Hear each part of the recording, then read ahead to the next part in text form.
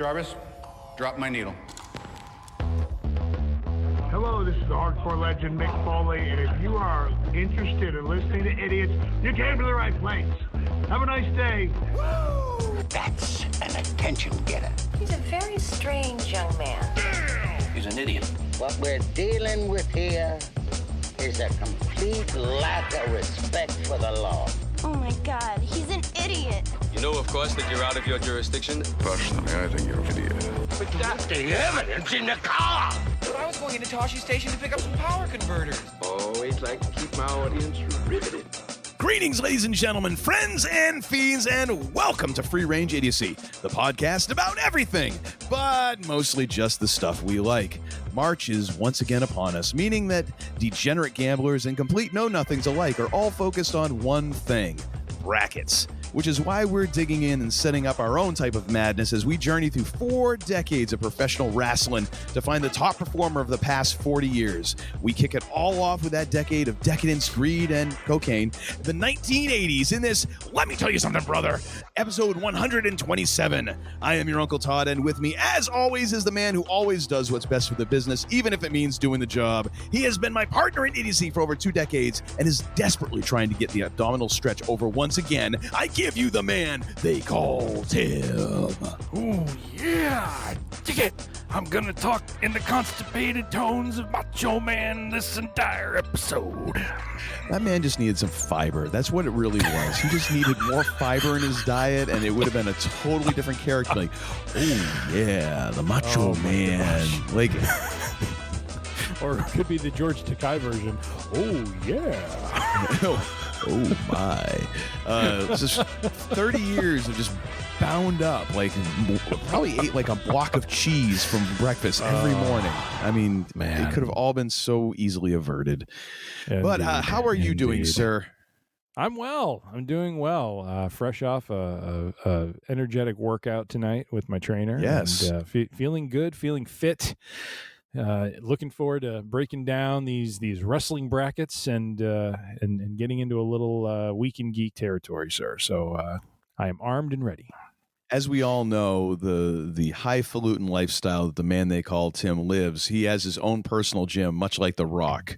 If you follow Dwayne Johnson on the Instagram, that's what Tim's gym looks like. It's just right. Iron Paradise 2, and right. His trainer comes in and, gets the chains on him and all that stuff. He even has the short shorts that The Rock has, which is quite frightening, but, it is what it is. Makes you feel good. Blinds anyone who comes into the room. Like, have you ever seen the sun? Off the glutes. Hey, that's my gimmick. I'm working my way up so it'll be like a silver dollar. I can handle that. Hey, bang!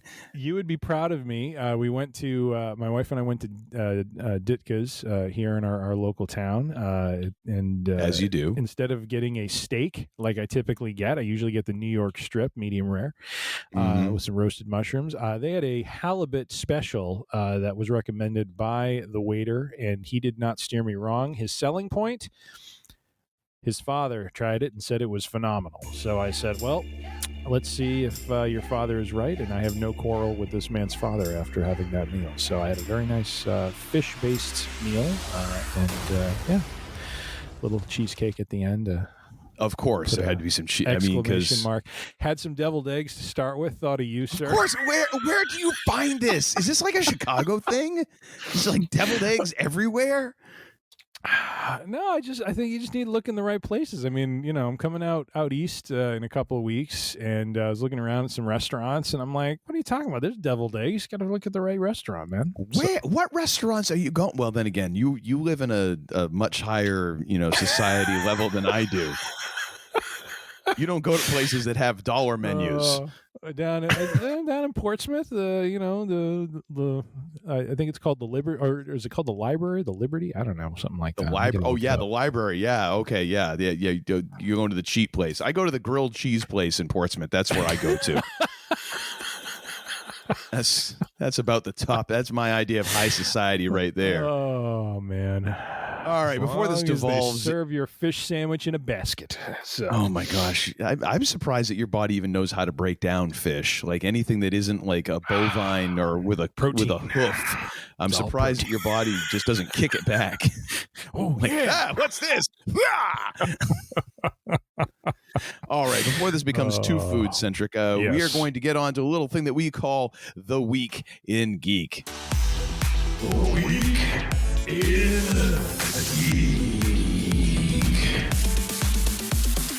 Feels so funky. And this is going to be a very special Week in Geek because you really didn't have to do anything for this one. Yeah, basically. Number one, there's one topic. All we had to do was just watch some Picard. I know, which I was just going to say, wasn't that a beautiful moment when he turned to Riker and he's like, I think it's about time you called me number one. I thought that was great. Phenomenal. Yeah. Yeah, and actually tonight I think is episode 4 is probably up on the Paramount Plus. That's right. Yeah, just wanted to break it on down and get your thoughts because I got to be honest. This this I mean, we knew going into this we'd have the Next Generation cast, and it's going to be the final season of this series. But my goodness, what a change in tone and pacing, and I'm really I enjoyed season 2. I didn't dislike it as much as Uncle Todd did, but this season 3, it's like a whole new show. And even my wife was just, as we're watching it, she's saying, wow, this, like, she's really into it. And she's like, this reminds me of like Next Generation, the way it's like paced. Obviously the players are in there, but it just, the story and the way they're doing it and all that is just so different. And I bet you if you look back at season 1 and look at season 3, you're like, this can't be the same series because it just feels so different, but yeah, it's kind of my initial thoughts. Sir, how are you enjoying this? Because you were quite a skeptic and not a fan of this last season. So, and I think for very valid reasons, I was a skeptic. I mean, season 2 I'm was not criticizing. I'm just saying you were coming in skeptical. You did not have high faith on season 3, and no, yeah. How are you feeling?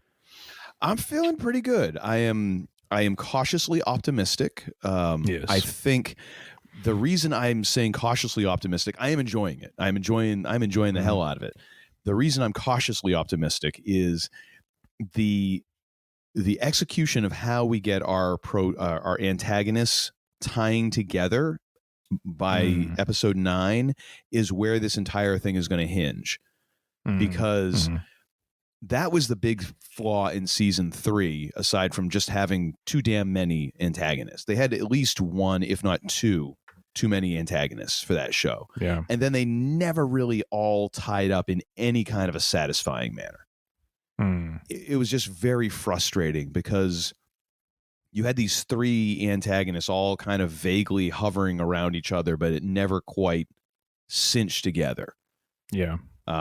And so it'll be interesting to see if we get Vadic and then whoever stole this portal weapon thing, if they wind up meshing together in some meaningful way. If they don't, and it comes to another one of those, oh no, they're just ships passing in the night. Like, no, then it automatically comes down a few notches for me, because it's like, you got to have them have something to do with each other, or they have to have a good reason why they have nothing to do with each other. Yeah. It's a 9-episode series. You just can't have characters who are meaningless in there. It's every minute is precious when you're only got 9 episodes to tell this thing. Yep. 100%. I kind of found myself, in terms of like what you're saying, it's a totally new show. I think to myself like what you and Jimmy Dice had said when we talked about the post-Quill Star Wars trilogy, in that it suffered because there wasn't one person at the helm who then said, okay, then this movie, then this movie, then this movie. The same way they did with the OG trilogy, where of course, Lucas had in his head, like, oh, I'm going to take the first third of this and make a movie. And then he already, of course, had the rest. I'm sure he adjusted it depending on how he fleshed out, episode 4. But yeah, and I kind of disagreed. I didn't think that was 100% necessary. Here, I think it is. because it's, movies and TV shows are a bit different. You expect a lot more consistency season to season for a TV show than I think you do for a movie. Movies are allowed or have been allowed in the past. I think it's probably changing now because of streaming and everything else, and the way that some of this stuff is kind of all meshing together. But it used to be, you kind of get a pass. You could have movies that have a different tone, even though it's in a series or whatever. TV series to me needs to have that consistency. And oh my gosh, this thing has been all over the freaking place. Like season 1 was this kind of thing and I enjoyed it. Then you go to season 2 and I'm like, what the hell's going on here? We don't have no star. There's no Trek. It's like a cheap, time travel story that, all of a sudden we ran out of money, which I'm like, how did that happen? And we don't want to have too many sets or effects shots. So everything is shot in like, the dumpiest part of LA. Like, okay, fine. And then we get into season 3 and I'm like, what's going on? Because again, it feels like, it doesn't feel like, and it feels like they wrote these 3 seasons and no one talked to anybody about what was happening in their particular season, because you got to season 2 and it seemed like they just didn't know what to do with some characters. So they're like, and then the guy who, Picard is really close to and is sort of like a son to him. Yeah, just kill him off. We don't have anything for him to do. Just so he basically spends the entire season dead. Okay, sure. And then of course, we're not really sure what to do with Rios until it felt like they didn't know what to do with him until like the very end. And they're like, yeah, just leave him in the past. Sure. Then we don't have to tie anything up. Oh, okay. And then we get to this season and right away you see this woman that Picard was, in love with and all this. And she's written out first 5 minutes of the show. Yeah. I'm like, you guys really just you didn't know what to do with these characters that you inherited. You have no clue. And so you're just like, okay, and I'm waiting for us to find out, like, I was waiting to find out, like, that maybe, 7 of 9 was in a coma or something. Like, they just didn't know what the hell to do with her this season. I was like, you really don't understand, like, how to carry these things through. However, that being said, I'm enjoying it. I think we're getting some Star, we're getting some Trek. Like there's things going on. We've got a new grumpy captain of the ship who, oh my good Lord, is he just a complete douche nozzle, which is great because you don't see that very often in Star Trek. I was like, here's a new one. Since Ronnie Cox. That's right. Oh God, I forget the captain's name, but Captain Jellicoe. Wasn't he the one who or which one are you talking about? Next Generation? You're talking about the OG movies, like the guy who had the swagger stick. I'm talking about the Next Generation show. When I believe in the 2-parter where Picard gets captured by the Cardassians, Ronnie Cox plays the captain who is butting heads constantly with Riker and like subverting. It seems like he's subverting Picard, but he relinquishes his role at the end when Picard returns. Okay. Was going to abandon him, and he just had like if you knew Ronnie Cox from like the 80s movies, like the fact he's called Captain Jellicoe is just it makes a lot of sense for when you look at him. He looks like a Jellicoe, you know what I mean? It's just like the name fit the man, and he was just a total just douche. And this captain is definitely picking up the mantle and running with it. Oh yeah. But also having some great moments where like he's that guy who you're like, I can't stand this guy, but then all of a sudden redeems himself. Like when Picard turns around and he's like, he's my son, and you see the guy just almost go like, well, crap. All right, I guess we're in a fight. Like just instantly is like, all right, I get it, we're fighting, and I'm like, all right, I guess he's not that bad. I hope he totally lives. Irredeemable. So But if I might just opine for a moment, as you're talking about the consistency across these seasons, I almost get the feeling like, and to your point, there's disjointedness, but it almost feels like with season 1, that season 1 was the litmus test to see could they even do 2 or 3. Like this whole thing was predicated on just bringing him back, telling I remember watching the interviews and him talking about how what brought him back into this as just kind of this unique take on the character. And admittedly, from the titles, just from the opening title scene to how the show was done, it just had a very different feel to it.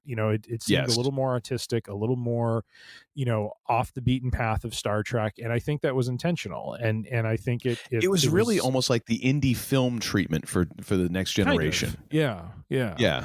And then season 2, I felt, was a bit of fan service, like we talked about, that they were pulling some tropes from Star Trek 4. They were pulling there was this whole thing with Q, but he was not in most of the season, and then he's back for this really powerful emotional scene, which I think is really the whole reason they just went to Q. And then you get, and it's almost like by doing those 2 seasons, it was like that was enough to kind of, I guess, earn trust or whatever to do season 3. Because to your point, I don't know why they just didn't go to the Next Generation cast in season 2, but it's almost like they wanted to hold that off, or they weren't sure there'd be enough support for the show to pull it off. And so I'm glad they're capping it at 3. I'm excited to see where the story goes.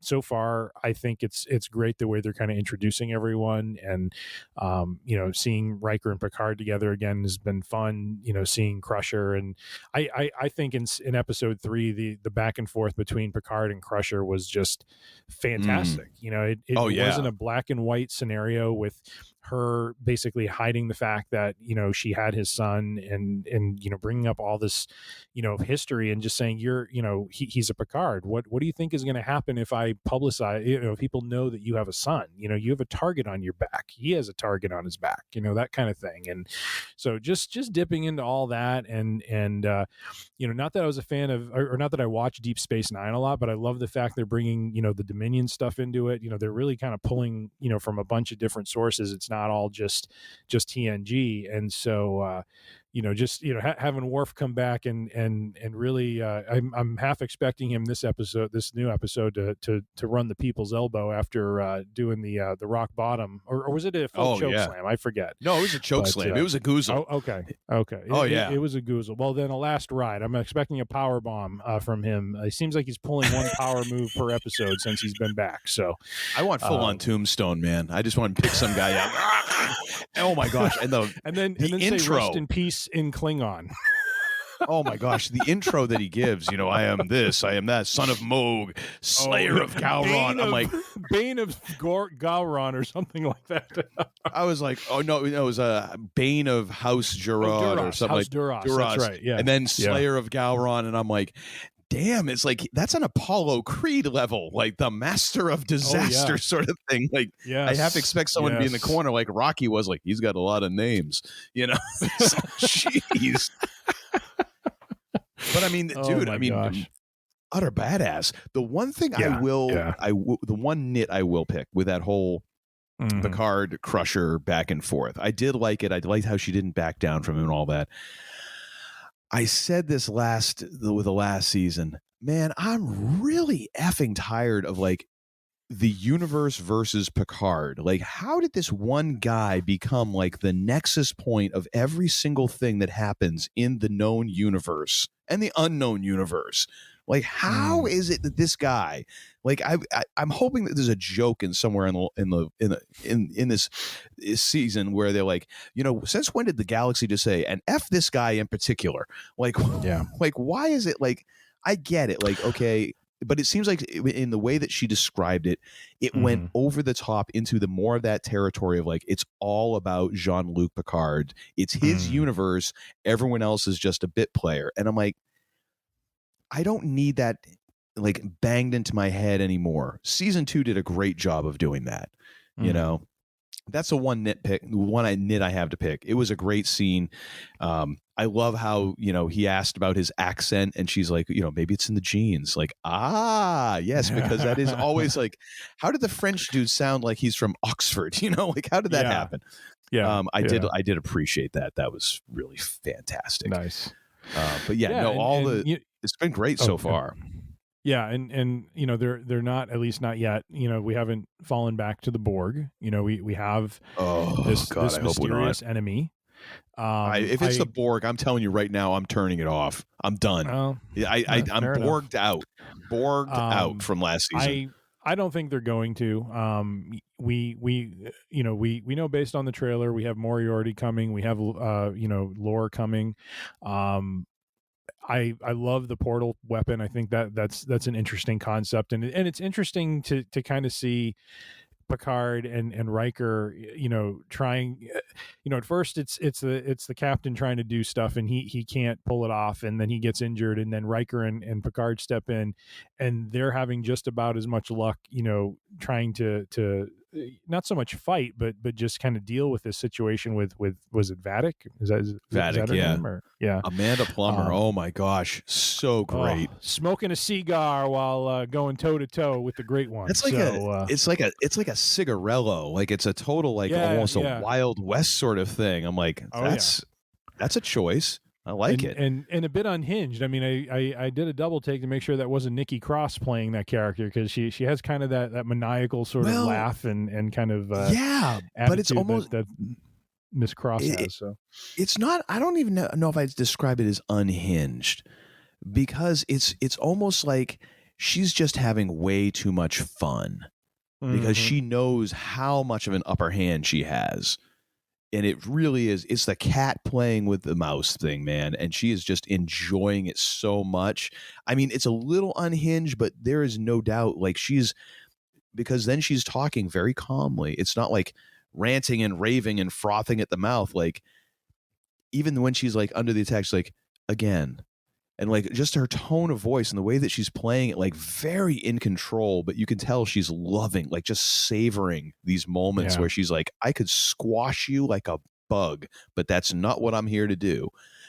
And I am really digging that character. I hope they do right by the character, and we don't get into another thing where it's like, oh, and she goes away for 3 episodes, sort of thing. Yeah. But yeah. I am Team Plummer right now. I am definitely on board with that. Rafi's been toned down a bit, which is nice. I love Worf calling her by her full name, Rafaela. Yes, that is cool. I will say though that is one of those things that really kind of annoys me with shows and movies sometimes, is when you just take a character and well, they're good at this, so then therefore we're going to have them do all the things. That's not how life works, and I get it that it's for the expediency of the story, but when it kind of keeps happening over and over and over again, I don't know. That and the idea of oh yeah, and of course Rafi's going to be working for Starfleet, intelligence, because they're totally going to want someone who could is one relapse away from spilling the beans on everything and hawking the ship. Oh yeah, I'm sure that's going to go well. The sound decision making. Yeah, the ship's up on blocks, the one nacelle is missing. It's just antennas all busted. Cream of the crop. Pretty much, yeah. But so far, I am really enjoying the 3 episodes I've seen. We'll see how it goes. Nice. We'll see how the next 6 go. We'll see. I am cautiously optimistic, but I am not all in. Not yet. I think we should possibly have a larger review episode once we get through this season. I think we need to. Oh, I'd be up for that. Maybe bring Jimmy D back. I'm sure he has thoughts. Seen, heard, felt, smelt, and dealt. So there have been a couple. I thought I remembered there being some sort of kind of a vague callback to the puffy red uniforms that he's a huge fan of. In one of the shots, I thought I remember there being some sort of a callback to that, and I instantly was like, "Hey, Jimmy Dice would love that." What am I talking about? He's watching this right now, probably too. Was that in the first episode when he's going through his things? He pulled out a uniform. Might be. I don't know. Because he was trying to find that communicator that was going off, and he pulled some stuff out of a tote. Yeah, of some kind, and it was his. I thought it was the top half of his uniform or something like that. So, could be. Anyways, could be. Yeah. Well, sure. Well, that, my friends, on that positive. Look at this, Uncle Todd, positively Picard. Who would have thought that after season 2? Look at you! Look at you! The man has a way with words. I brought it. Yes, you did. Well, that, my friends, is our week in geek. Well, thank you, sir. Much appreciated. And the reason why I can kind of joke that, Tim really didn't have to do a whole lot of work is that he did all the work for these wrestling brackets. Like, he was all over this like a hobo on a ham sandwich. From the moment I mentioned this as an idea, he's like, oh, I got it. And I could hear him typing. Like, as we're having a production meeting, he's already typing he's coming up with names. It was great. We talked in January, and I think I had the 80s and 90s brackets done before the end of the month. Now, of course, he also thought that we could have like each bracket would have 64 names. So we were going to have like 24, 240 some odd wrestlers in this. I'm like, no, that's like 18 hours worth of shows. That's not going to happen. I got a little overzealous. I thought we were doing a full-blown tournament every show. And then we'd have like a final four and then, settle it. But thankfully, Uncle Todd talked me off the ledge, and we are going with a more realistic round of 16. So there was no talking off the ledge. I was like, no, we are not doing that. It's like, I don't put my foot down very often here, but I am there. Negotiating going on. I just relented at some point. So I don't think there was any negotiation. I'm pretty sure I just like switched your mic off. Oh, okay. All right. Well, cup of coffee in the big time. Your cup of coffee has been going an awful long time, sir. All right, so do you want to lead us through this, since you are the wrestling aficionado and guru, probably the most knowledgeable wrestling mind north of the Mason-Dixon. Thank you, sir. We have to, of course, give Corny his due. So how are we? So we're starting off with the 80s, and so we're doing 80s, 90s, 2000s, 2010s. All right, that's going to be the four groups, and then we're going to do 16 from each. And we may have some duplicates across decades, because, as you well know, there are some wrestlers who have had quite an extended career. So yes, indeed. Looking at you, Hogan, brother.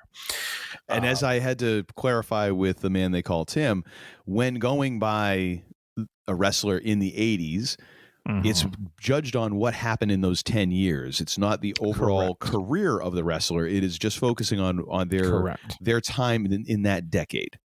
Yes, because of the fact that when you have a wrestler who, and we'll run into this with one of the particular brackets. I won't say who, but you could have a wrestler who debuts in, like, let's say the mid or late 80s, doesn't have the impact and whatnot, but has a really kind of skyrockets in the early 90s or mid 90s. So when that's what Uncle Todd is referring to, is that wrestler in the 80s probably will be more low rated at that point in that bracket, but when we get to the 90s, it'll be a different evaluation because of the impact. So yes, indeed. All right. So with that being said, is that all clear now? Have we dotted the I's and crossed the T's? Clear as mud. All right. So our participants in the 1980s wrestling bracket, and what I did was I plugged in these names and found a nifty bracket creator that just kind of randomizes all of the matchups. So this was just first run. I did not run through it a bunch of times and say, oh, I don't like this. Just ran it once. I thought the matchups were compelling. Uncle Todd opened it up. I think he dropped his cup of coffee. He's like, I don't know how to do this. You're making me make hard choices, man. They called him, is what he said. So I had to do research, ladies and gentlemen. I don't like homework, and I was doing some research for this. Excellent. Anytime I can make Uncle Todd do some homework is a win. Oh, it hurt. The participants for this 1980s bracket, which we will go through, will be Jake the Snake Roberts, Sting, Ric Flair, Ricky Steamboat, the Macho Man, Randy Savage, Ravishing Rick Rude, Honky Tonk Man, Ultimate Warrior, Arn Anderson, Hulk Hogan, Andre the Giant, the Iron Sheik, Roddy Piper, Dusty Rhodes, Ted DiBiase, and Paul Mr. Wonderful Arndorff. Those we had to leave out. The honorable mentions that could not be added because Uncle Todd would not allow me to do the 32 or 64 bracket. And these are some great. This was hard. It was very hard to kind of hone in on 16. because there's a lot of really good talent. And Brutus the Barber Beefcake, the Hart Foundation, Bret Hart and Jim the Animal Neidhart, Greg the Hammer Valentine, Tito Santana, the British Bulldogs, the Steiners, Jimmy Superfly Snuka, and Ron Simmons. Uncle Todd gave me a little hell over Ron Simmons, and rightfully so. Also, Iron Mike Sharp, because he was the first. Oh, Iron Mike Sharp. Oh, dear. We got to do like a jobber bracket, I think. I think we might have to. I've got very firm opinions on some of my jobbers. I mean, Iron Mike Sharp, man, made a career out of wearing basically some gimmicked, like forearm wrap around his arm, looking like a hunched over monster and just yelling constantly when he was in the ring. Arr! He was an ogre. That's what he was. He was just an ogre. That is a great description. He was an ogre. He looked like he ought to live under a bridge somewhere. He probably does, actually. Oh, all right. So we had to make some cuts, unfortunately, and cuts were made. But so I think the way we'll start doing this, sir, is if you switch over to the bracket spreadsheet, the tab named bracket in the spreadsheet. You want to start at the top and work our way down. I love how you give me a hard time about telling people how to use email, and you're telling me essentially how to use Excel. Like, oh, no, I want to make sure you are on the same page as me. That's all. Jeez. He thinks that we're still drinking during these shows. That's the problem. He's like, well, because Tim is still drinking during these shows. I've decided to be responsible. I'm having my fizzy water. Oh, good for you. All right, I'm there. So what how do you want to do this, sir? How do you want to dance? All right, so the matchups. Well, I think we'll start at the top and work our way down and talk about the participants. So in our first round, starting at the top, and this is interesting because ironically, these two actually faced off in the early '90s, not in the '80s, when he jumped over to WCW in a ill-fated match called "Spin the Wheel, Make the Deal." The coal miner's glove match. And it turned out to be, of all of the gimmicks, the coal miner's glove match, which was just kind of like, all right. But Jake the Snake Roberts against Sting.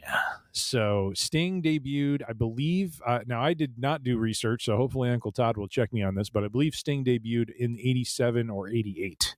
I believe so, because he worked for WCW. Yeah, he worked for a couple other promotions before that. He was mostly a tag wrestler, and he was actually, in the early days, he was tagged with Jim Hellwig, who would the Ultimate Warrior, and they were the Dingo Warriors, and then they were then the Blade Runners, and a couple other things in there, and then they kind of went their separate ways, and Sting wound up getting picked up by WCW and pushed hard right out the gate. Like, I think within his first year, he had a title shot. I believe so. Yes. Yeah. He was up against Ric Flair. Yeah. So he had a fairly quick ascension. And I mean, when you see the guy, of course, in the 80s and you look at him, he had the face paint thing. I mean, the dude was jacked, I mean, he had the look at that point. Yes. And that was, of course, that's what you're trying to get, it's all on TV. So, hey, if you look good on TV, you're gonna get pushed. In a lot of ways, I think Sting, at least growing up when I was watching wrestling and I would see WCW, living in the Northeast, WCW programming wasn't as prevalent. Like you had to catch it at the right time on the right channel. We didn't have TV, a superstation, that sort of thing. So when I did catch it, Sting always, and this was during the early 80s, the late 80s when he was in WCW, he just struck me as like their version of Hulk Hogan. He had that charisma. He had that, appeal to the kids. And the face paint, the woo, not the Ric Flair woo, but his own version of that. And just a very, very popular and very over, babyface wrestler. And so I always looked at him as kind of like their version of Hogan. And then you have Jake the Snake Roberts. And Jake the Snake, I mean, you can't think of 80s wrestling and not think of him. He is, and I might be biased a little bit after watching the biography a couple weeks ago, but this man comes in and not only comes up the hard way through wrestling and has a very hard life, but as Bret Hart so eloquently put it in the biography special, he's like, I wanted to invent a new wrestling move, and it's so hard to do. And here Jake is, and Jake's invention is really an accident that happens to turn into one of the most devastating, kind of finishers that we saw in the 80s, the DDT. And so it now has dozens of variations. Oh yeah, and he not only basically developing that finisher that looks so devastating, one of the all-time great promos, if not the best.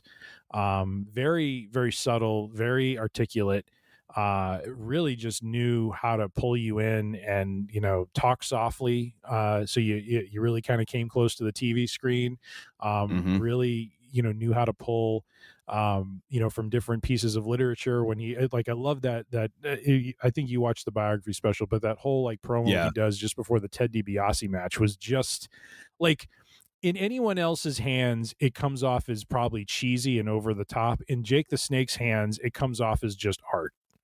Yeah, he manages to use avarice as like the exclamation point of his interview, and it's like, that doesn't happen in wrestling. And like Mean Gene just standing there like, whoa, Longfellow couldn't have said it any better. Because Mean Gene seemed like he was a dude who loved him some words. So Mean Gene was probably just like, gosh, oh, I'm getting the vapors listening to this. All these 50-cent words getting tossed around. Oh, he damn near swooned, quite honestly. Oh my gosh. Yeah. So some notable matchups for Jake the Snake in the 80s. Andre the Giant.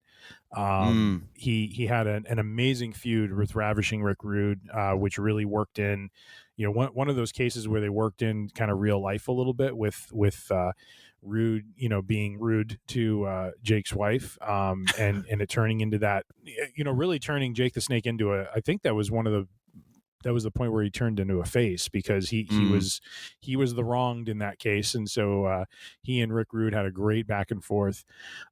Ricky the Dragon Steamboat, which damn near got killed by the DDT. Yeah, conventional wisdom set aside, Jake's looking at him like, I'm going to kill you if I do this. And he's like, no, I'll protect myself. And it's like, okay. Yeah. Boom, on the concrete. Oh, good God. That's an old school sort of thing. Like, alrighty then. My God. And then just seeing him have to lift Steamboat up like just a sack of potatoes and try to throw him into the ring. Holy moly. Yeah. That was just scary to watch. But yeah, just a lot of notable matchups during that time. 90s is the Undertaker, so can't count that. Sting, on the other hand, like you mentioned, feuded with Ric Flair, so he had a world title feud.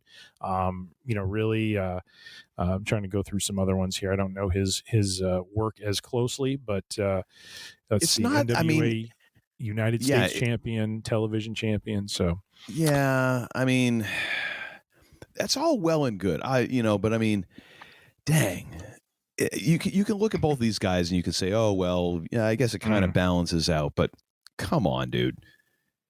Best promo, invented his own move. Yep.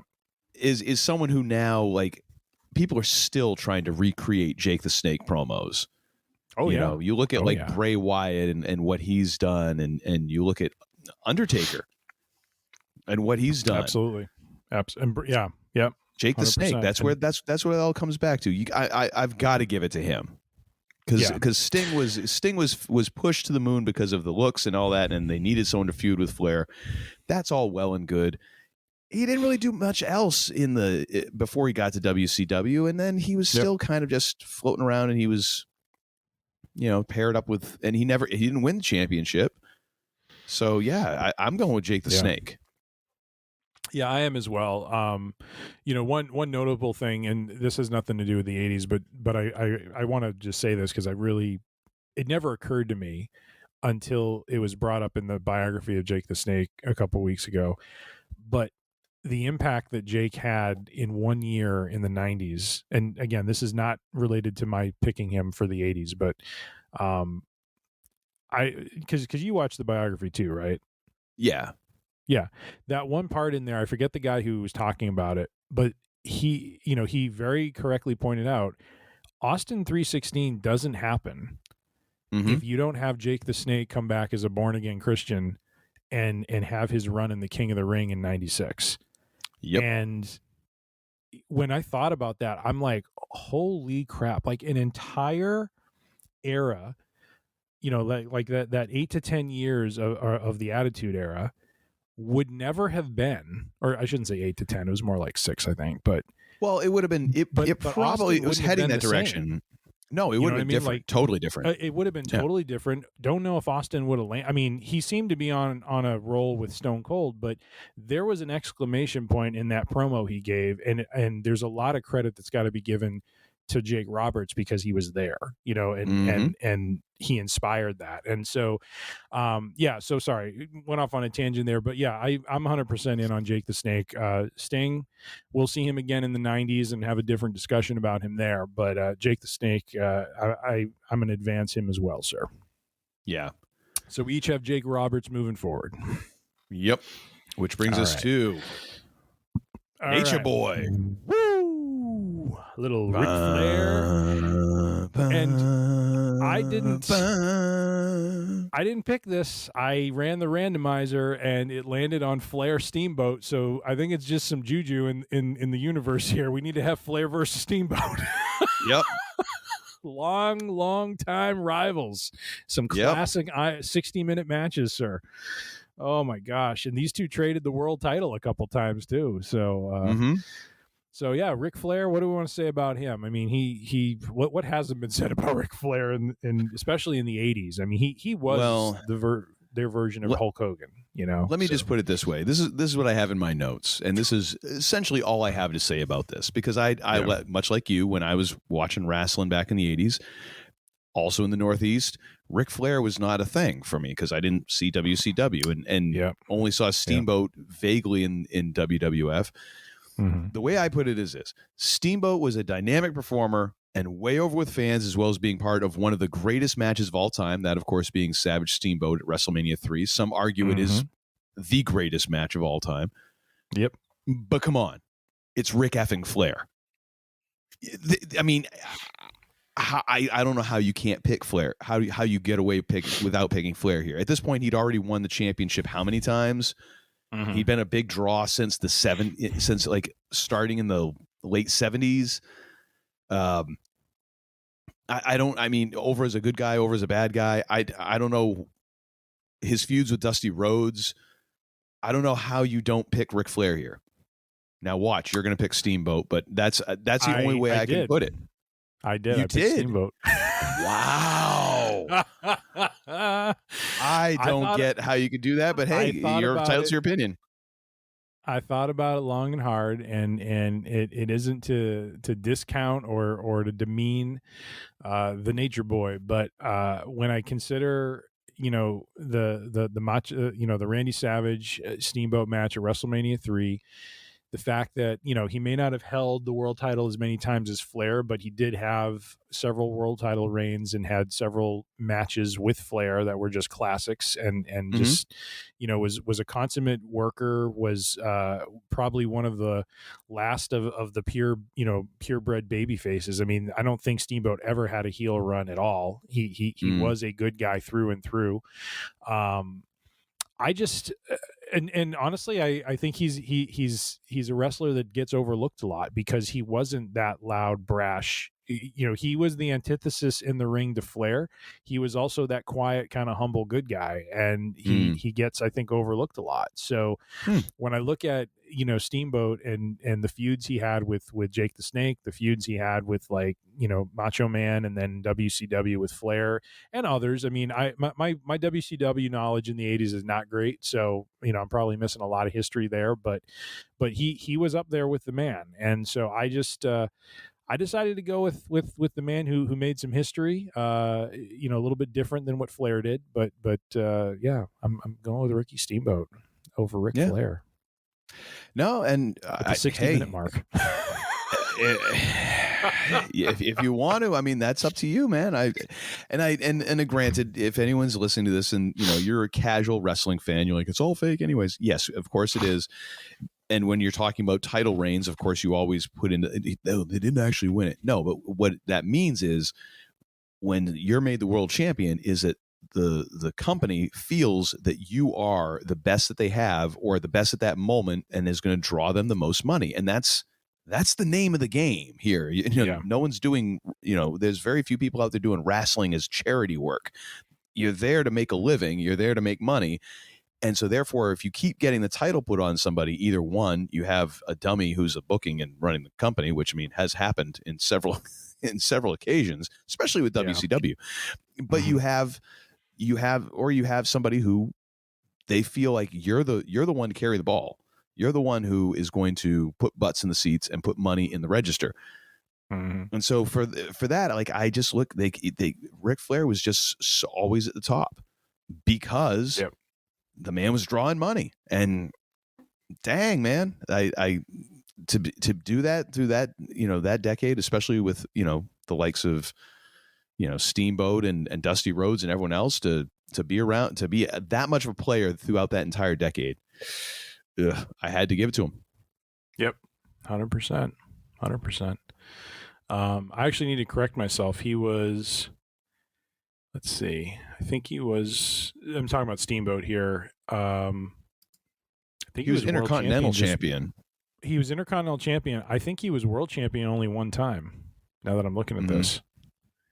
So, but I'm still going to go with him. There's a reason why Ric Flair ended up with the championship that many times, because he was dynamic. And Steamboat, hell of a worker. And like you said, great, good guy and all that. But was those humble, quiet guys, it's a lot. Those guys are much better in the chase. Yeah. And then when you get the championship on him, it's like, okay, now what? Right. Right. And that happened to him. Like I was just reading about real quick. Like, he beat Flair in Chicago, ironically. After having a plate of deviled eggs. Probably. In February of 89, and then Flair won the title back from him in May of 89. So he only really held it for like 3 months. So to your point, and the same thing happened with the Intercontinental title. He won, he won that from Randy Savage. And I think it was within a matter of months he dropped it to the Honky Tonk Man, and then he was gone. So he, comparing him to Flair, I'm making probably a very controversial call here, but I feel the probably one of the best baby faces in the business outside of Hogan. I got to give the nod to Steamboat. So hey, well within your rights, sir, and you're nothing if not controversial. Oh, I try to be. Who we got next? Pay me the big bucks. Well, cream of the crop is next. Yes. Yeah. The Macho Man. Macho Man Randy Savage and ravishing Rick Rude. Goodness gracious. These two, again, I'm drawing a lot from just my WWE knowledge. Rick Rude, I think, was for a long time in AWA before he came into WWE. And then Randy Savage, all these guys traveled the independents before making it in the big time. And but Rick Rude had a great run as Intercontinental champion. I think he had a good, I got to pull up his bio here, but I think he had a bit of a run in WCW as well in the 80s, but I might be wrong. Oh no, he did 85, 86. Oh, okay. Hold on, let me see. Yeah, 85. I know he went back in the 90s, didn't he? 87. Yeah. Okay. 85 to 87. And then he was in WWF 87 and 90. And yeah, he feuded in WWE with Jake Roberts, Paul Orndorff, the Ultimate Warrior, held the Intercontinental title. I felt for quite some time. I just don't remember when exactly he won it, but I thought he was Intercontinental champion for quite a period of time. And then I think he dropped it to Ultimate Warrior, and then he left. So yeah, Rick Rude had a really good run in the 80s. I think in the 90s he went to WCW. Honky dropped it to Warrior because that was the thing. Was it Honky Tonk? Okay. Yeah, because that was like the 9-second match because he was just like, I don't care, right. Yeah. Just pin me and let me get the hell out of here. Yep. Well, that's right. And then Rude beat him. Yeah, Rude beat the Ultimate Warrior for. Yeah, got it. And then he dropped it back to Warrior at SummerSlam. Got it. Okay. Yeah. Let's see what else. And then you got Macho Man, which, I mean, what do you need to say about that guy? Macho Man's just a unique classic. He is Intercontinental Champion, World Heavyweight Champion. You know, ran in the same orbit with Hogan. Was Hogan's best friend, and then became his bitter rival. Did he win the heavyweight championship in the 80s, or was that early 90s? He won it in the 80s. So he won it at WrestleMania 4 when they did the tournament for the world title. They vacated the title. That's after the controversial Andre the Giant beating Hogan and then handing it to DiBiase. Yes. And Hogan putting on probably one of the Oscar-winning performances of a lifetime when he was dealing with the twin referees. Watching the Andre Hogan rivalry on A&E. Yes. It's like, how did anyone ever think that Hogan was going to be good movies? How? Just how? Please explain that one to me. I just love the interview after with Mean Gene. He's like, he had $100 bills coming out of his pocket. It's like, no, he didn't. He took the payday. He took the payday. Oh my gosh. Yeah, Hogan took the payday. That was interesting. But yeah, these two, I mean, they both had like very distinct styles. Like there's there's a lot of wrestlers who could be very kind of bland and just sort of nondescript. Even guys who were fairly higher up in the card, almost like Tito Santana. What really stood out about Tito Santana? Not a whole lot. He was a hell of a worker, and you know, he had some things that made him unique, but nothing really. I mean, these two guys, there's no way you're going to miss them in a crowd. Like they stood out just by virtue of like how they dressed, their mannerisms, everything. So two very unique characters, colorful characters, like figuratively and literally. They both like neon and airbrushed things. So, you know. Yeah. But I got to tell you, like, you got to stop going quiet, because I think I keep thinking your internet's going out when it goes quiet with you. Sorry. Yeah, we're recording this Thursday night because Sunday night my internet decided to just bloop out on me midway through a spiel when we were talking about Picard, and I'm thinking to myself, like, Tim's awfully quiet. And then I realized I'm just talking into the void, and it was my internet pauses. Yeah. Yeah. But the way this one came down for me, I like Rude, tremendous look. I think he's actually an underrated worker. Like everything he did looked pretty damn good. Man, he could get heat like nobody's business. Like calling all the people sweat hogs, which I was like, that's great. Like we're getting a welcome back Cotter callback from the guy. But okay, fine.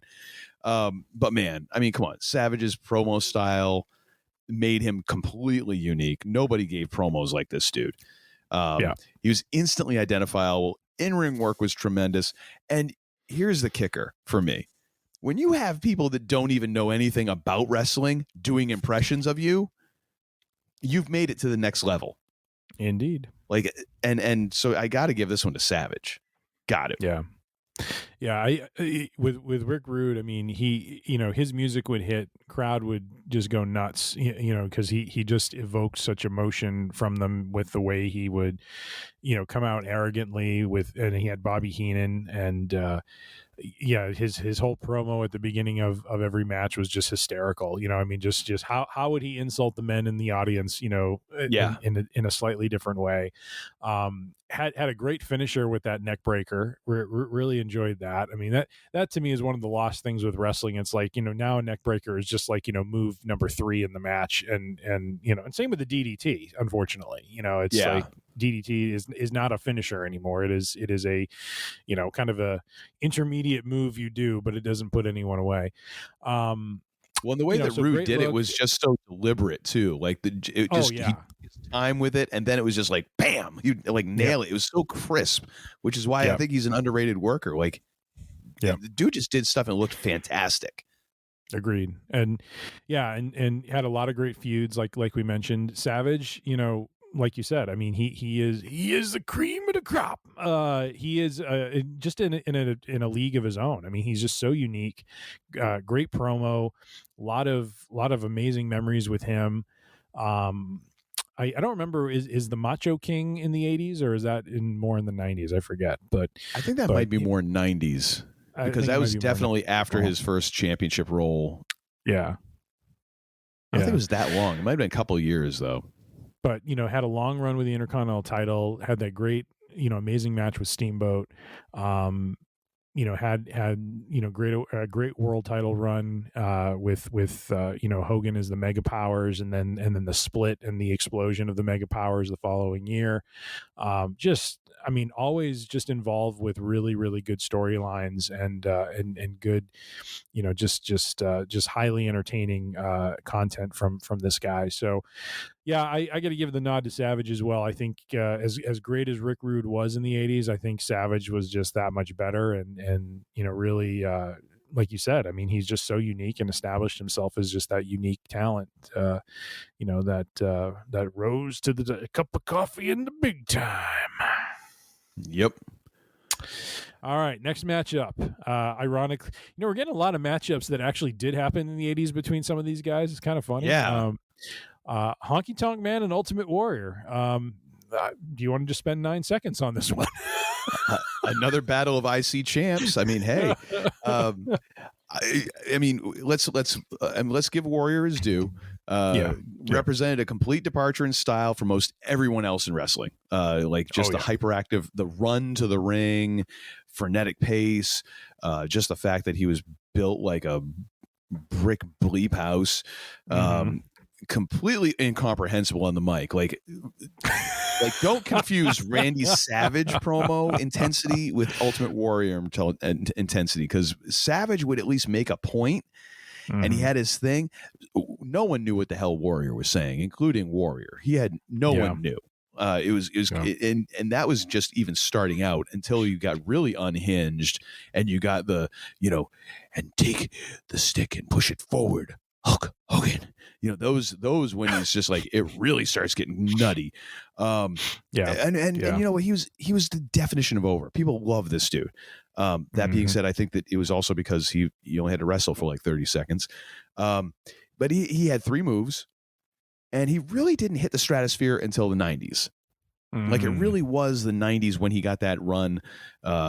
It wasn't, I think it was 90 when he won the heavyweight championship, and he held the IC belt and the heavyweight championship. Dude, Honky was a signature IC champ. For a long time, he was held at the longest of anybody. All-time heat getter. Heat getter. And quite honestly, who doesn't love an evil Elvis impersonator gimmick? I mean, come on. Come on. Oh my gosh. How can you not love that? Honky Tonk Man all the way. You know what? And this undoes the squash that the Warrior did to him, which was a great disservice. Honky Tonk Man all the way. Coming to your town in his pink Cadillac. He's a Honky Tonk Man. He's a Honky Tonk Man. All right. So on my side, fully acknowledge Honky Tonk Man, longest reigning, or is he still the longest reigning Intercontinental Champion? I don't know. I don't think so, but I think he was for a long time. A run at that right now. So because they do keep on mentioning that. Let me look this up.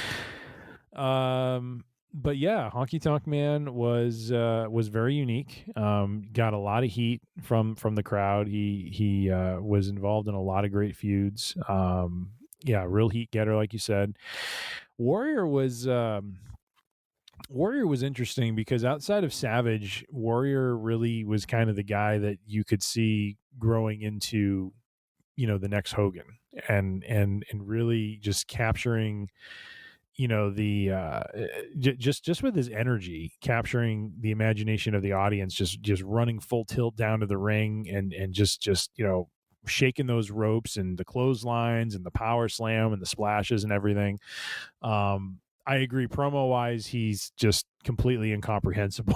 But I had to give the nod to Warrior because this he had I know. I felt he just had a he was like lightning in a bottle, you know what I mean, and really just kind of grew into what was going to become, a world champion, outside of his nutty behavior. So I had to job out Honky Tonk Man in 27 seconds to Ultimate Warrior. Jimmy, the mouth of the South Heart, is very disappointed in you right now. I'm sure he is. I'm sure he's running around right now with his megaphone with the siren going off, which was one of my all-time favorite Honky Tonk maneuvers. Man, Honky Tonk Man, 454 days.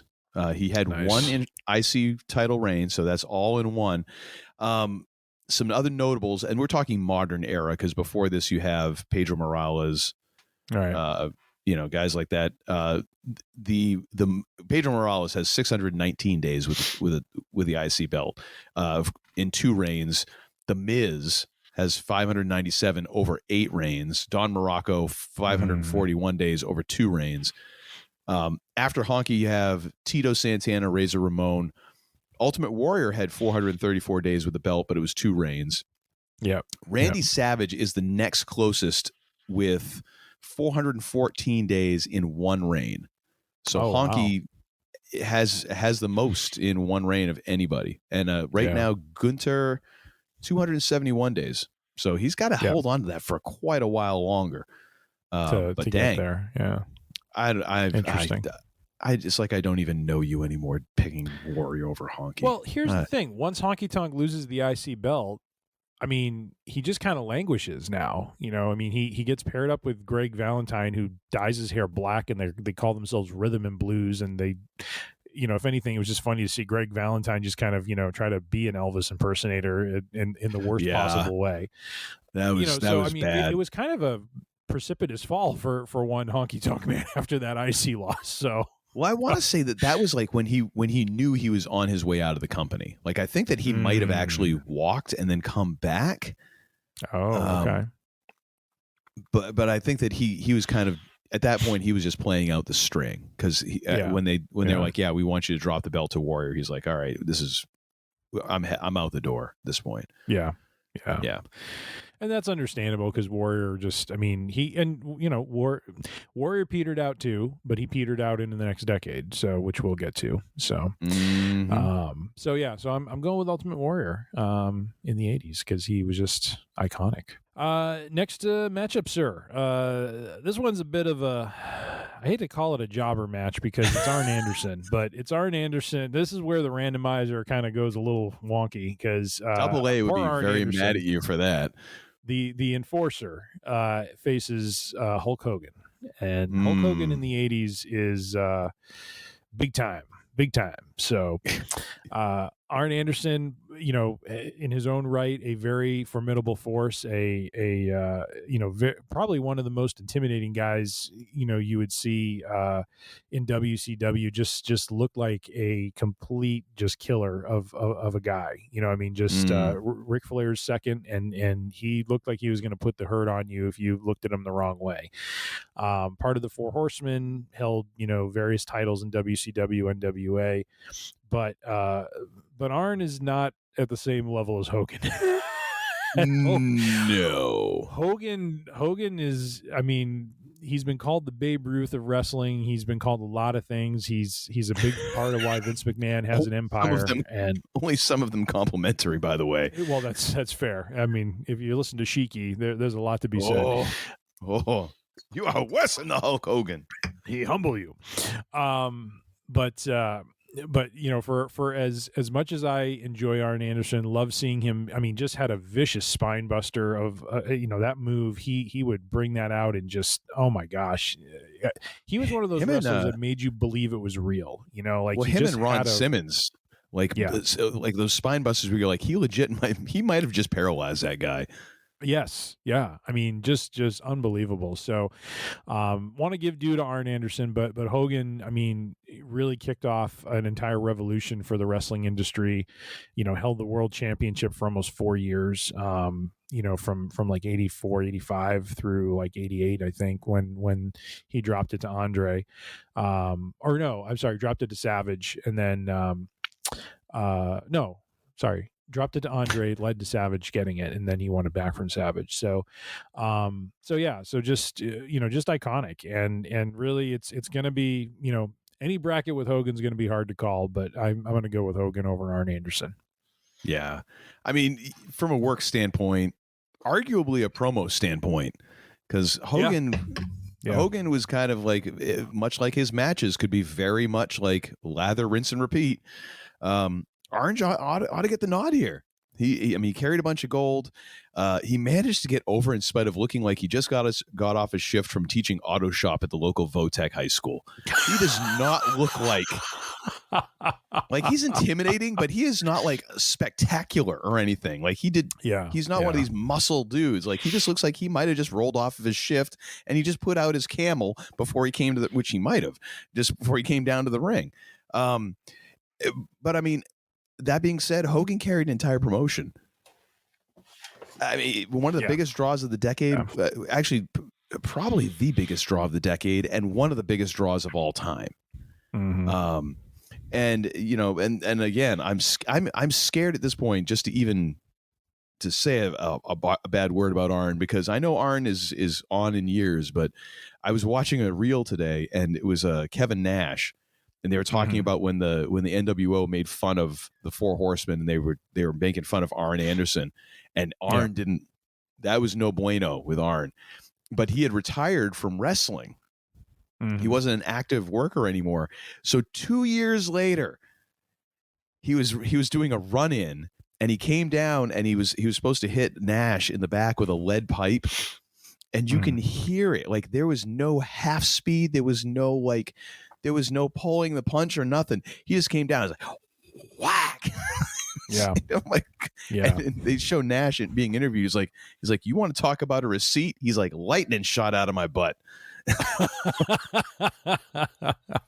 If I may, just throw one other thing in on Anderson, and then we'll move on. But I don't know if you realize this, but it was in the 80s, late 80s. Arn Anderson and Telly Blanchard switched from WCW to WWE. The Brainbusters, right? The Brainbusters had a phenomenal finishing move in that spike pile driver, which you did not see on normal WWE television at that time, and it was incredible. And I brought it up for this reason. And they were the team that ended Demolition's historic 478-day tag team championship reign. They were the ones that took down Demolition.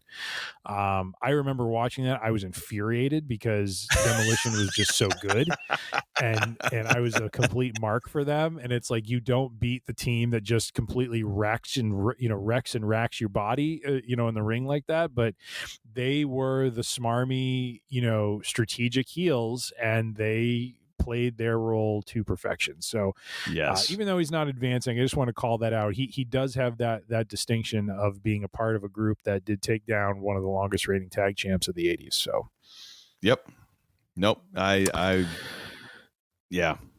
were a thing to behold. And I assume you're going with Hogan based on what you said. So we're both pushing Hogan forward. So all right. This next one's going to pain Uncle Todd, I think. We have Andre. Bubba. Oh, sorry. I was like, Bubba. Oh, Bubba. Okay, sorry, I thought you were saying something. Andre the Giant will face the Iron Sheik, and I think this time Sheiky's the one that's going to be humbled here. Boss. Continuing the theme of people who actually faced off against each other, Andre did not like the Sheik, and the Sheik knew it. And apparently Andre would just beat the living hell out of Sheik because he annoyed him. So he would just literally go out there and just smack him around a little bit more than he needed to for the sake of business, which is fantastic because Sheik was a legitimate badass. Like he was a legitimate tough guy. And just to get smacked around like that was not an unusual thing for him. No, but no. that was the thing. You don't often face a giant in the ring, and he did. No. Yeah. And Shiki has the distinction of he beat Bob Backlund, where Backlund's manager threw the towel in the ring, which you don't normally see, when he had him in the camel clutch. So he ended Backlund's near 6-year reign, and then was essentially the transitional champion for Hogan. For Hulk Hogan to initiate his first long reign as world champion. Mm-hmm. So Shiki does have that, and as well as being, just a very colorful and very, for the 80s, when they wanted to work some politics into wrestling to get a rise out of fans. They brought in the Iranian Wonder to generate some heat, and so Shiki did his job well, and was just very, just very. I don't want to say comical. He was just very. Animated, and just a real entertainer, and did his job to a T. I used to, and teaming up with Nikolai Volkov was just the greatest thing in the world, because the two of them were just fit for each other. You know what I mean? Like, Volkov was just the bumbling goof, and the Sheik was just kind of the brains of the operation almost. Just he in some ways he was kind of like the hitman of the squad. Like the Sheik did his job. Volkov was just kind of the big guy that ran in there and just bounce people with his size. And that's so. Although I mean the thing is, you have to also give an extra nod here, and I mean it's not like he had anything to do with it. You're born where you're born, but I mean, like a lot of wrestling bad guys who are like Yokozuna, who is from Japan. No, he's not. Yep. Or I think Nikolai Volkov. I don't think I think he's from Minnesota or something. I don't think he has nothing to do with Russia. But a lot of these guys are not, a lot of the Russians are not Russians. Right. Shiki baby from Iran. A genuine Iranian who is showing up in the WWF at a time when that's not, the USA and Iran are not friends.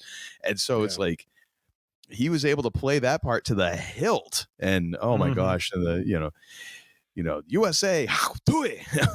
Oh yeah. Oh my gosh. But I remember watching Saturday Night's Main Event where it was, I think, Sergeant Slaughter and the Iron Sheik in a flag match, and it wasn't a flag match like a ha flag match. It was like brutal, like there was blood. It was a brutal war between those two. I distinctly remember that as a kid, because I'd never really seen that much blood in a wrestling match. So yeah, well, because that wasn't WWF's jam back in the day. Not really. Yeah. But Andre is Andre. So yeah, I mean, one of the most recognizable athletes on the planet. You can argue. I mean, even though Shiki baby begat Hulkamania by dropping the belt. Even though, according to Iron Sheik, he had an offer in hand for some serious cash money to break Hogan's leg, which, he at the time he probably could have. Andre arguably did more for Hulkamania by taking the loss to him at WrestleMania 3, because Andre was billed as being undefeated, forever. Yeah. And that was the passing of the torch. Yep. Yeah. And, and at the time, that was the biggest wrestling event ever, like 93,000 some odd people. Yep. That was unthinkable at that time. Because, two WrestleManias are really built around what Andre did. WrestleMania 3 and then WrestleMania 4. And WrestleMania 4 doesn't happen if you don't do the infamous, Hebner twin referee shtick, to give Andre the championship. And that was shocking. I mean, A, him turning heel was shocking, and then B, him beating Hogan after WrestleMania 3 was shocking. Yeah. So, yeah, I got to give it to Andre, no question. I love Sheik, great, one of the greatest we love Sheik heels of all time. But we have a whole show gimmick built around him, the real jabroni. So he'll come back in another time. But Andre, he has to get the nod. Yes. Who we got next? The Brute Squad. You are the Brute Squad. Anybody want a peanut? Oh my gosh. Good Lord. It's not my fault. I don't even work out. Our next one is going to be another painful one for Uncle Todd because Roddy Piper and the American Dream. Dusty Rhodes, baby. Yeah, baby. Dusty Rhodes. Let's hear it. Hard times. The American Dream. Oh, it's hard times all over these days, Daddy. It's hard times everywhere you go. Hard times at the gas station. Hard times when you go to buy the eggs. Can't buy the eggs nowhere. Can't find the eggs. If you have to buy the eggs, you have to take out a second mortgage and then you can't get no milk. It's a hard times, I'm telling you, for a plumber's son. It's a hard time to bend over and touch my toes. But anyways. Well, I mean, that was always a problem for Dusty, too. I mean, not exactly the greatest physical specimen in the history of the squared circle, shall we say. Indeed.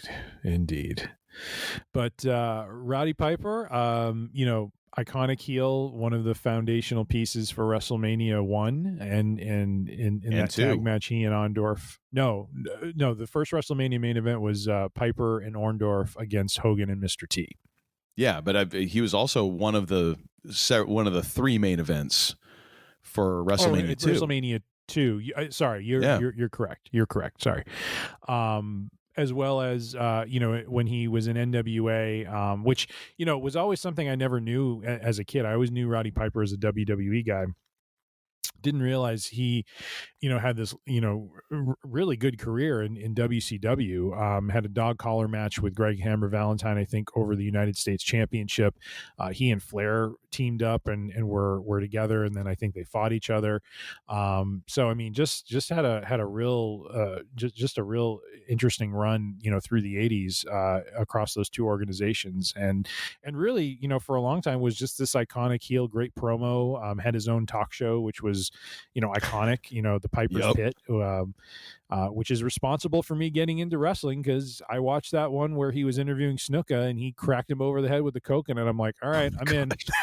So, and him talking about that, like, I'll see if I can find it, but he's talking about that, and he goes, he knew what he was going to do, so he picks up the coconut and he's talking. He was like, and he says, on one hand, I'm talking, on the other hand, in my head, I'm like, oh my God, this thing is heavy. Yeah. And he's like, well, I got to do it. Crack. Yep. Yeah. Piper is in the same, he's in the same conversation with like Jake the Snake. Like when they had that rival show of Hogan and Andre, and he's talking about what, kind of how he played his role during that when Andre made that heel turn. It was interesting because Piper had always been a foil for Hogan, and he's actually, when Andre made that turn, he's actually this like voice of reason, and he's like, Hogan, you're bleeding, like he actually cared about him. You know what I mean? Like, which you're just like, what is going on with Piper? He hates Hogan, but just a gifted talker and just such an entertaining wrestler. And then we got the American Dream, multi-time world champion with NWA, great, just amazing feuds with Harley Race and with Ric Flair. Lot of bloody steel cage matches with him and Race and him and Flair. Wars with the Four Horsemen, hard times all around, and just an iconic wrestler of that era. So how are you leaning on this one, sir? This was a hard one for me. Dude, I mean, Piper, one of the greats of all time, like you said. He's superior, unhinged promo guy. Like, could just talk a blue streak. The 2 WrestleManias. But if you want to talk about being famous for talking, go to Dusty Rhodes' Wikipedia page. The entire Hard Times promo has been typed out, like it's been entered into the library of into the congressional record, and like held the MWA championship 3 times, and still in the 80s, even as he's a performer, he's also a booker during this time. Yeah. And would go on to originate a finish that is named after him, a dusty finish, where basically the person gets screwed out of these weird circumstances. I mean, come on. It's Dusty Rhodes. The American Dream takes this one. I'm sorry, Mr. Piper, but it's hard times for Roddy Piper. Indeed. Good times for Dusty Rhodes. And that is where I fell as well, sir. I had to go with the American Dream on this one. Just another great promo, great baby face, and just all time great wrestler. So, as much as I appreciate and have enjoyed Piper's work, I got to give the nod to Dusty. Yeah. Definitely. And now we get to our last first round match of what has probably felt like the unending first round matches. But Ted DiBiase, the $1 Million Man, versus Paul Mr. Wonderful Orndorff. Paul Orndorff, most probably famous for WrestleMania 1, as well as a babyface run, with Hogan, which turned into, and I've never forgotten this on Saturday's main event, where he was calling Hogan because he needed a tag partner, couldn't find anyone else, but he was trying to call Hogan on the payphone, trying to get him to the arena apparently, and then that led to a great run that Orndorff had as really a great heel, for Hogan to defend the championship against, and just, for a long time was known as the master of the pile driver. When the pile driver was a deadly move, similar to DDT, Orndorff, he owned that, and he used it in a way that made it look vicious. And so he's got his own kind of standing in wrestling history during the 80s. He was part of WrestleMania 1 being, the success that it was. And then you got the $1 Million Man, who had probably one of the great gimmicks of all time, just in terms of execution, in terms of just generating heat and being just this monster heel. Having kids come up and having him do something like during a promo segment and saying he's going to give him $100, and then kicks the basketball out from the kid. Yeah. Oh yeah. I mean, he was the epitome of evil. I mean, he was like Mr. Burns, but Mr. Burns being like physically capable of doing damage as a human being. You know what I mean? And a great laugh, the cackle. Oh my gosh. Oh my gosh, that iconic cackle. Absolutely. Every man's got a price. And going so far, like working the gimmick to the point where he pays Andre the Giant, storyline, but pays Andre the Giant to beat Hogan and give him the world title as the world like if that isn't like the ultimate evil. Oh yeah, I'm not going to earn this myself. I'm going to schlep someone to do it for me, and then I'm going to take the gold and walk around like I'm the man who earned it. So, what say you, sir, on this one? This one's interesting because neither of them are really known for championship success. It's more storyline, and Ted DiBiase did have the world title, but it was a very short-lived thing. It didn't really go anywhere because he was stripped of the title about a week later. It fed into WrestleMania 4. He had a lot of amazing feuds. DiBiase was just a very strong wrestler. He would have some just amazing. I remember watching primetime wrestling with my dad, and you would watch a DiBiase match, and it was just it was like a just a I'm trying to think of the term, just a lesson in what wrestling is. He just was a clinic. Really gifted wrestler. A clinic, thank you. That's what I was trying to get to. So yeah, I in this one, as iconic as Mr. Wonderful was, I really kind of give the nod to the $1 Million Man. I think between the gimmick, the promo, and just the impact he had during the 80s, I think I give him the nod. Yeah, I can't say that I'm all that familiar with Orndorff's work beyond like WrestleMania 1. I haven't gone back and watched the tapes, and I don't really remember him that much from back in the day. But I do know that a rich douchebag was a perfect heel gimmick for the 80s, and quite honestly, it might actually make him the most 80s wrestler ever. Yeah, like that is like that, just greed and money. There it is. That's the 1980s. Right there. Fair enough. Totally DiBiase all the way. All right. So Let's see. How do I want to do the second rounds? Because I was going to open your spreadsheet, but I don't want to spoil it for me. So let's go to second rounds. I'll read off mine. You read off yours, and we've already kind of gone into depth about each one. So maybe we just talk about kind of why we advanced them. But why don't you go first with yours?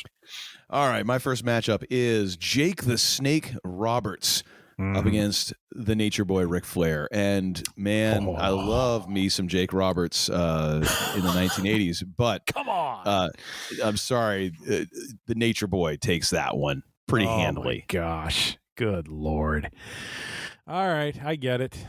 Well, in my first round match, I have Jake the Snake Roberts against the man who was Ric Flair, thorn in Ric Flair's side for most of the 1980s, Ricky Steamboat. And much like how history played out, I'm going to have Jake the Snake give Ricky a DDT on the concrete and raise his hand in victory and advance him again to the next round. That's right, because we want to sell us some good drama, baby. But yeah, I as much as I enjoy Steamboat, I think Jake Roberts just he's for me, he's one of the iconic wrestlers of the 80s, and I got to go with him, Jake the Snake, all the way. Fair enough. Next up, I've got Macho Man Randy Savage versus the Honky Tonk Man, and again, it's tough for me to go against one of my faves, but man, Honky getting that Cadillac and drive on down the road. The Macho Man is taking this one. So I've got Savage advancing. Oh yeah. He's going to snap into something. Dig it. My second match of the second round is the Macho Man Randy Savage against the Ultimate Warrior. But similar to you, sir, I am going to give the nod to Randy Savage. I think his impact, uniqueness, and just run in the 1980s was unmatched. And as great as the Warrior was, as you brought up, he didn't really hit his apex until the early 90s. And so I'm going to give the nod to Randy on this one. So once again, cup of coffee in the big time. If you had picked Warrior over Savage, we wouldn't be friends anymore. I'm just want to let you know that. Absolutely. All right, next round, sir. What do you got? I've got Hulk Hogan up against Andre the Giant, and much like WrestleMania 3. It's going to end the same way. Hogan's going to slam Andre and drop the big leg, and Hulk Hogan advances. Because, come on, Andre's Andre, but really at this point, when WWF is really on the rise, Andre is already in decline. Like even by WrestleMania 3, he had the back brace underneath the unitard. He was not in great shape. And it didn't get better than that. He gave Hogan the ultimate gift, and that's great. But Hogan was the ascension of an entire promotion in the 80s. Tough to beat that. So Hogan advances. What about you? I had the same matchup, but I decided to stuff some $100 bills into the Hebner's pockets and job Hogan out. I'm giving the nod to Andre. He his impact over those several years in WWE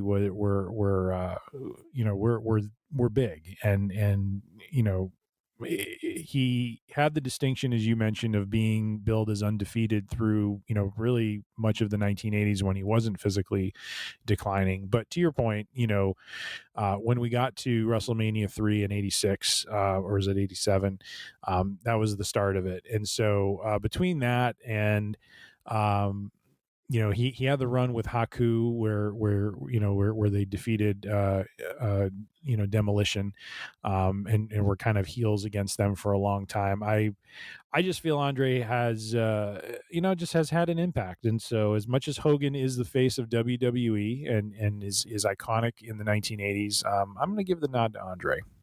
Wow, well, that's an upset. All right, that is an upset.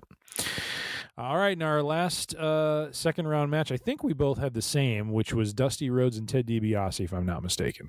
You are correct, sir. And you know what? Money can't buy the American dream. Let me tell you, it's a hard times, but you know what? The dream is going to come out on top. Dusty Rhodes advances.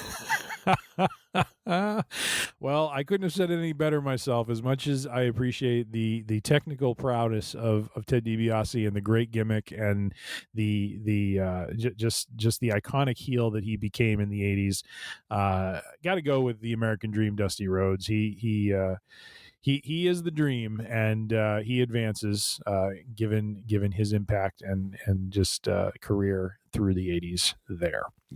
Yes, indeed. All right. We're now getting into the semifinals. We were just at the quarterfinals, semifinals here. So who do you have, sir, in your first matchup of the semifinals?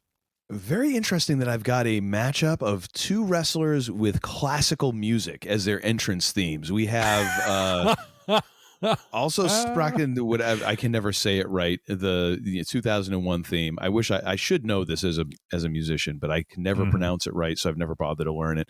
Up against Pomp and Circumstances, ladies and gentlemen, the Nature Boy Ric Flair versus Macho Man Randy Savage. And jealous you know what? eyes for Elizabeth.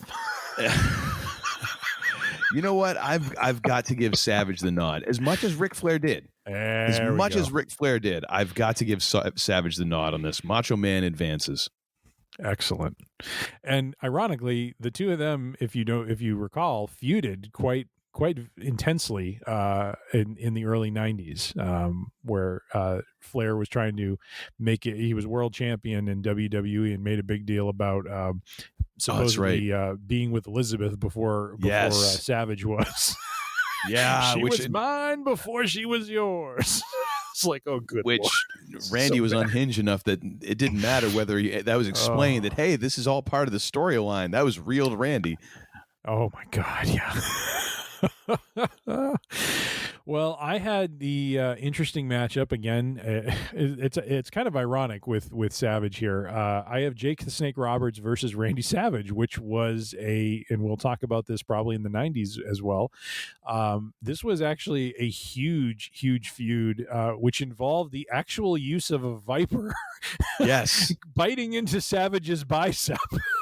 Yep. So, but we will talk about that at another time. This matchup here between these two icons of the 1980s, this was a very tough, very tough decision for me. I really like both, and they both, really it's just you got to flip a coin because both careers are just amazing. Savage clearly more decorated as a champion, but I believe Jake the Snake Roberts, his distinction is not having held a championship is a distinction unto itself because he was one of the best promos, one of the best, just finishers and just had just these amazing feuds.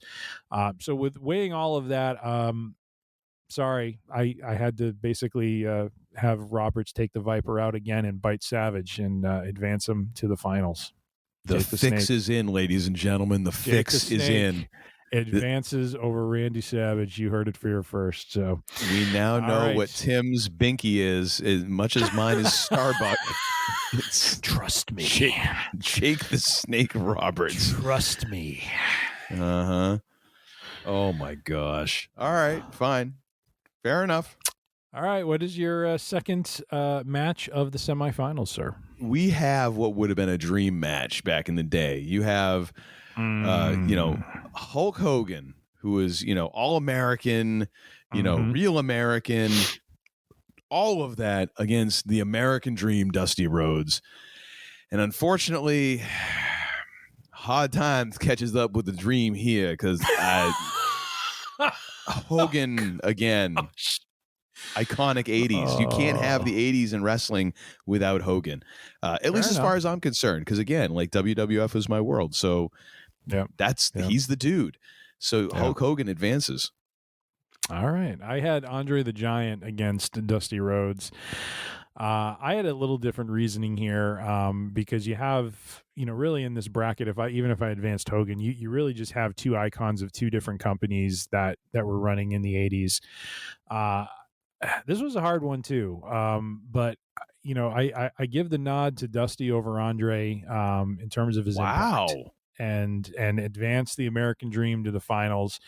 Not out of a sense of trying to have it be balanced between WWE and WCW, but as great as Andre was, as iconic as Andre was, I just kind of felt Dusty, when I compare the two of them, just greater impact in the 80s. So, so as much as Andre had great influence and great impact, I'm going to let have the American Dream advance. I did not see that one coming, not even a little bit. But really, good choice. Good choice. No, I thought I thought it was going to be Andres and Roberts all at the end of this thing for you. Nope. No. Wow. Had him do the bionic elbow and then a Dusty finish to Andre. So yeah, one of the greatest finishers ever. Bionic elbow. The bionic elbow. Nothing bionic about it. It's an elbow. I love it. But the fact that it gets over, same with the People's Elbow for The Rock. Like, you have to be really over for people to just buy that, and not to crap all over it. Yep. Oh boy! All right, we're at the your final, sir. Match, sir. Go for it. Macho Man Randy Savage versus Hulk Hogan. The mega powers explode all over again. Oh, and, my! Oh my! Oh my! And. It kind of pains me to do this, but Hulk Hogan. Don't do it. Hulk Hogan. Again, backstage politicking. He was calling me on the phone earlier today. Oh my God, I dodged his call like 3 times, and he blocked his number, and I picked it up. He's like, "Let me tell you something, brother. Pockets with hundreds of dollars, brother." No, Hulk doesn't have hundreds right now. He promised me like $15 and a gift card to his restaurant down in Florida. That was all I got. But it was enough. Gosh. It was enough. So Hogan comes out of the 80s, your 80s pick. Interesting. I mean, again, what does WWF look like in the 80s without Hogan? Without Savage, yes, it still looks different. Without Hogan, you can make the argument that Vince doesn't necessarily go for WrestleMania the same way he did. He doesn't go to the lengths that he does without Hogan there to kind of build around, because that was saw him and is like, that's it. That is my next star. And with the reaction that people had, it's a different story altogether, man. It's like if Austin didn't have Austin 316, he'd probably still, be big, but he wouldn't have sold that many damn t-shirts.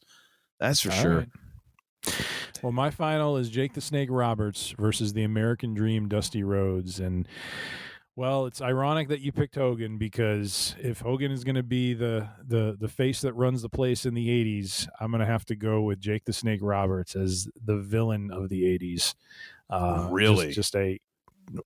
What's that? Really? I'm very surprised that Roberts made it all the way here, sir. Absolutely. He and Rhodes, great careers all around, and great promos. Sorry, Dusty succumbs to the DDT on the mat. And so, Jake the Snake advances. Trust him. And it was going to be on the mat, because no way Dusty's taking that on the outside. He's like, I bled enough. Talks about hard times. He doesn't want hard surfaces. So I bled enough. I don't need that crap. Just take me out in the ring. That's it. I'll do the job. Oh my gosh! All right. So coming out of our 80s brackets, Uncle Todd with Hulk Hogan and myself with Jake the Snake Roberts. Interesting. So that means that Jake the Snake will be battling against 3 other decades. Yes. Okay. It's your bracket, sir. It's your bracket. It is my bracket. I went with my heart and not with my head. So, well, hey, the heart wants what the heart wants. The heart wants what it wants. And another thing. We've got to wrap this thing up because people in my house need to go to sleep. So, what do you got for this week? And another thing. No, don't apologize. I'm just letting our listeners know that we're hitting the pedal here to the finish. We bloviated in the early portion. Now we're going to zip. So here we go. Yeah. So I've talked about this show in the past. It's a podcast, How I Built This, with Guy Raz. A couple weeks ago, one of their episodes was with someone who was kind of a big part of my, college life in terms of, the internet being born and kind of really getting into, some sports writing that really resonated with me and stuck with me through college, through the early part of my career. And that's Bill Simmons, known as the Boston sports guy, known as sports guy, and now apparently CEO of The Ringer. So he had the show really covers his beginnings as a sports writer all the way, from college all the way through, when he became really famous on ESPN Page 2, which used to be a thing that ESPN had back in the early ages of the internet. It was kind of like it was like the alternative, like kids remember that back in the day, like alternative was kind of like, those are kind of the bad boys, it was like, it was this different thing. And Bill Simmons, also Hunter S. Thompson, icon of gonzo journalism, was another one of the writers that they had. So it was really this weird thing of like, oh my gosh, this is like totally different sports writing than what you get on like normal ESPN.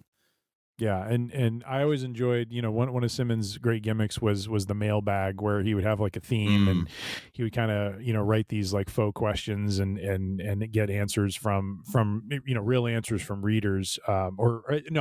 Readers would send in questions, Simmons would answer the questions, and there'd be kind of a theme to it and stuff. And so he would post those every once in a while. He used to have some pop culture, driven, articles or columns that he would write. And so, I followed him a lot, through the 2000s. He started, oh my God, what is the, it's a really weird name. He started this thing for ESPN. Grantland, thank you.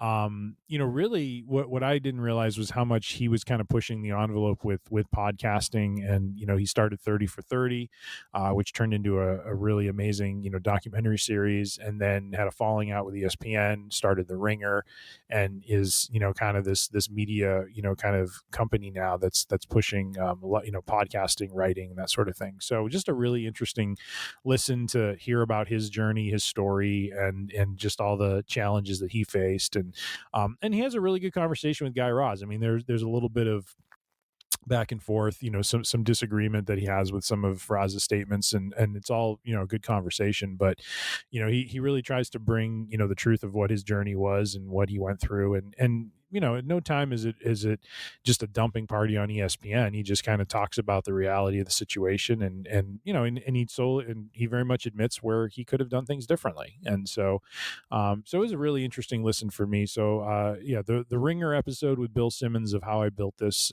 do check it out. And it was a callback to a time where things were simpler, back in the day. Just a bit. Back when we all had dial up, those are the days. You got mail. Oh God, don't take us back there. Back when the internet used to come in the mail. You remember that, kids? No, you don't remember that. We went through that. You can thank us now. For me, I'm going with a movie that my wife and I watched this past weekend, I believe. Yeah. I can't even remember what's been going on. So we had an opportunity to just kind of sit down and have an evening to ourselves. And so we're trying to figure out a movie, which if you're married, you know how this goes. It can be absolutely painful to find a movie that you can both watch and enjoy. And I managed to stumble across this one, and thankfully I did. We both really enjoyed it. It was really funny. A lot of fun to watch. Long Shot with Charlize Theron and Seth Rogen. Of course, this is the story of Charlize Theron is Secretary of State to a president who is a former actor and is going a TV actor, and now wants to quit the presidency and go into make the transition to movies, something bigger than the president. And so Seth Rogen is a reporter, a writer, and the gimmick here is that he's a couple of years younger than Charlize, and that she actually babysat for him when she was 16, 17, he was like 13. So they at least closed the gap to not make it too weird. And so he's going to help her with her run for president and all that. And it's funny. There's a lot of great moments in it, and it's also kind of heartwarming. And as a kid who grew up on the geekier, dorkier side of things, like seeing like Seth Rogen have a shot with Charlize Theron is kind of like it goes back to like my 8th, 9th, 10th grade self, like, maybe there's hope for me too, sort of thing. Kind of like, appealing to that inner dork, that sort of thing, which is cool. But it was a really well made movie, a lot of fun, and kind of breezed along. It didn't feel like it dragged in any spots, which is sometimes the thing that can happen with a lot of movies that kind of venture into a rom-com. It's definitely not a rom-com. It's more of just an out comedy for that. But it doesn't hit that point where you're like, oh God, is anything going to happen? Are we going to get another montage? That sort of thing. So definitely 2 thumbs up. It's a pretty good date movie. Like you're nice. Scanning around for something to watch. I definitely would give this one a shot. Not a long shot. It's a sure shot. It's the ringer. Something like that. All right. Well, that is it, folks. It is time for us to wrap up. And by me saying wrap up, it means that the people in my home want to go to sleep. So thank you all for tuning in. We do certainly appreciate all the members of the Free Range Idiocy congregation for just listening, their patronage, if you will. And you know what? It'd be awfully nice if you'd pass the collection basket as well. We could use a few shekels. Oh, wait, we don't get any money for this. Crap. Did we ever plan this badly? Anyways, you can pay us in other ways, and that's by subscribing and listening and, saying nice things about us on the internet because, well, we like that. So you can go to freerangeidiocy.com. You can find all of our episodes there. Download them. You can subscribe through the Podbean app. You can also find us on podcast purveyors of all kinds, on Apple Podcasts, Google Podcasts, Pandora, whatever that thing is that Alexa does. You tell Alexa to play Free Range Idiocy, and it'll either play us or, dear God, I'm scared of what it might play, but he'll play something. A whole bunch of others. Go ahead and search for us. You'll probably find us. You can also find us on the social medias. We are on the Facebook. We are on the Instagram. We are on the YouTube, which is another place you can get our full episodes if you prefer to get your podcasts on YouTube. All 3 of those, you can find us at Free Range Idiocy. You would find us on Twitter. You notice that we haven't posted in a long time. That's because we got locked out, and you know what? F Elon. So we're not trying to get back in anymore. You can also email us with any questions, thoughts, concerns that you have. Send all those to Tim at freerangeidiocy.com, and he'll get back to you post haste, if not sooner. Now it is time for me to stop flapping my gums, well, at least as much as I am now, and hand this thing over to the less idiotic idiot of the 2 idiots who run this show, that being the man they call Tim, but not before I ask him the second most important question ever uttered by humankind. The first, of course, being, what is hip? The second being, what the hell do we learn this episode? We have learned the following. Good. We have learned that Uncle Todd has a 10:15 curfew and needs to wrap things up before then, which we will do a better job of honoring. I'm getting sleepy. I'm old these days, sir. Like I can't handle this rock and roll lifestyle that you're asking me to live by recording this late. I know. We have also learned the man they call Tim does a cut-rate job as a Macho Man Randy Savage impersonator. So we'll you're drop first class. First class, or not cut rate. The next thing we have learned is Uncle Todd is a first-class Dusty Rhodes impersonator, and we thank you very much. Hearing some hard times. The American dream. Appreciate that. I just had to say this whole thing with the Dusty finish. What I was trying to do with that, I was just trying to get the people something interesting. I just don't want it. I don't want people to always be expecting that. So I said, you know what, Dream? This is what we're going to do. The American dream is going to do this for the people. We're going to do it for the people, because the American people, it's hard times in the American people. You got to give them something unexpected that comes up and just grabs them. And there's and grabs them right there, and they never know what's going to happen. Is Dusty done? Is he going to let his family go to bed? Yes, they're actually really mad at me for that last promo, so I hope everyone enjoyed it. Oh, my goodness. We have also learned that the man they call Tim and Uncle Todd are quite high right now on Picard Season 3. And look forward you were going to some complete that promising sentence. I was going to say... You might have it. I'm self-employed. You might have a test coming up, sir. Jeez. But if you have not checked out Picard Season 3, do check it out. It is great. You will not be disappointed, at least up through episode 3 thus far that you've seen.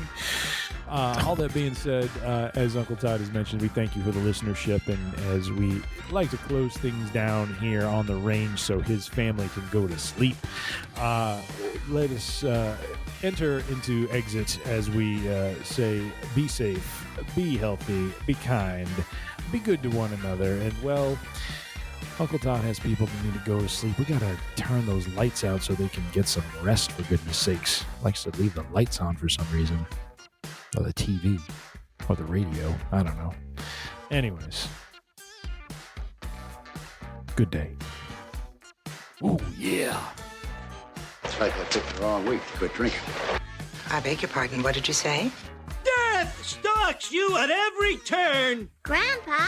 Well, it does. Ah! Death! There it is! Death! It's only Maggie. Oh, yeah. You know, at my age, the mind starts playing tricks. You're such a disappointing pair. I prayed so hard for you.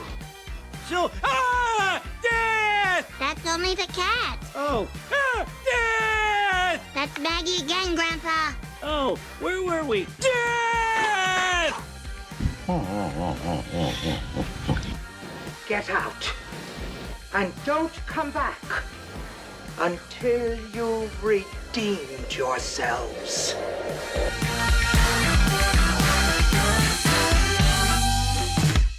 Did you just say enter into exit? Yes, I did. Was that like a verbatim quote from an Ultimate Warrior promo? Maybe that's what I was doing. I was trying. Hulk Hogan. Oh my gosh. We enter into exit. You know what? I think it is, actually. They probably did. I can picture Dusty watching that from, down south. Like, I don't know what the hell he's talking about. He's just talking nonsense. That's all he's doing. Listening to him is hard times. That ain't hard times. That's a hard head right there. That's roids right there. Dusty Rhodes never took a steroid in his life. I wouldn't even know what a steroid is. Oh my goodness. Good old Dusty. Now a cupcake. Good old Dusty. Oh, I'd love me some cupcakes. Maybe a pear claw. Cinnamon roll is my favorite. Goodness gracious. Now get the hell out of here!